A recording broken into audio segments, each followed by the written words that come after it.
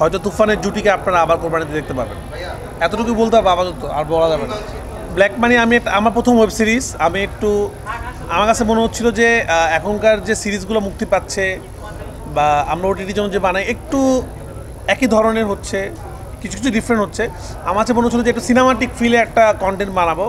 তো আমার ফার্স্ট যেহেতু ওয়েব সিরিজ, তা আমি একটু করার চেষ্টা করেছি। কালকে একটা ফার্স্ট লুক মুক্তি দিয়েছি এবং সবাই সেটা পছন্দ করছে, সবাই খুবই আগ্রহ বোধ করছে দেখার জন্য এবং প্রচুর ফোন পাচ্ছি। তা আমি খুব এক্সাইটেড ব্ল্যাক মানি নিয়ে। না, আমার যে প্ল্যান ছিল যে দেখেন বাইরের দেশে ম্যাক্সিমাম বড় বড় সুপারস্টার যারা পুরনো, তাদেরকে কিন্তু ওটিটি দিয়ে তারা কাম ব্যাক করছে। আমাদের দেশে এটা ছিল না, তা আমরা তাদের সাথে একত্রিত করতে পারছিলাম না।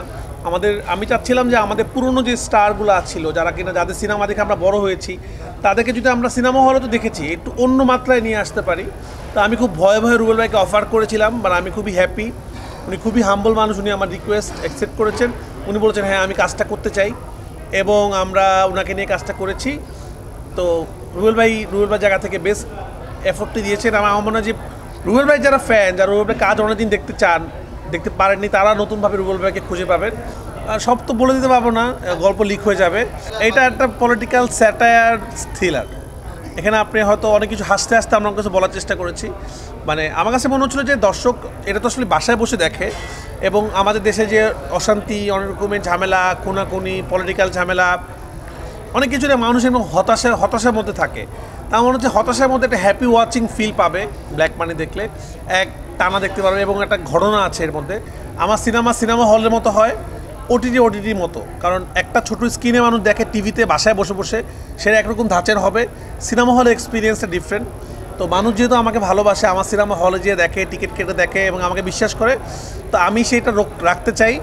আমি হলে আপাতত, সামনে আমি কী বানাবো জানি না, আপাতত এমন সিনেমায় বানাতে চাই যেটা আসলে একটু বিগ স্কেলের সিনেমা, যেটা আসলে মানুষ, কারণ আপনারা জানেন মানুষ যখন সিনেমা দেখতে যায় তার একটা দিন ব্যয় হয়, তো তার টিকিট টাকাটা উসুল হতে হবে। আমাদের দেশে তো আর মানে প্রতিটা জায়গায় সিনেমা হল নাই।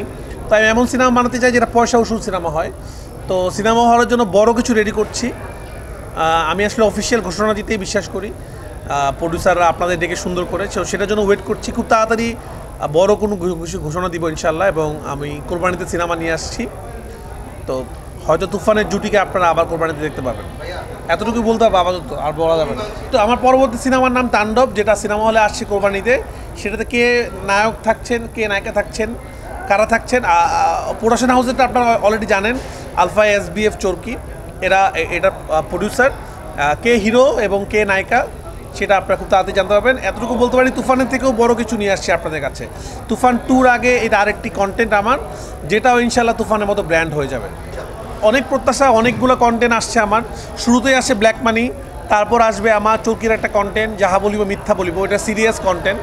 তো এটা আমার জন্য একটা বড় ব্যাপার যে আমি খুবই একটা স্যাটায়ার কন্টেন্ট বানিয়েছি বঙ্গর জন্য, খুবই সিরিয়াস একটা কন্টেন্ট বানিয়েছি চরকির জন্য, যেটা কিনা আসবে যাহা বলিব মিথ্যা বলিব। এটা রিলিজটা খুব তাড়াতাড়ি হবে, ওইটাও একটা OTT কন্টেন্ট। এরপরে হয়তো সিনেমা হলে তাণ্ডব দেখবেন, এরপর হয়তো লায়ন দেখবেন। তো 2025-এর স্বপ্নটা আমার অনেক বড়, আমি নিজেকে আরও ভালো জায়গায় নিয়ে যেতে চাই। তো আপনারা সবাই দোয়া করবেন আমার জন্য, যেন ভালো ভালো সিনেমা বানাতে পারি।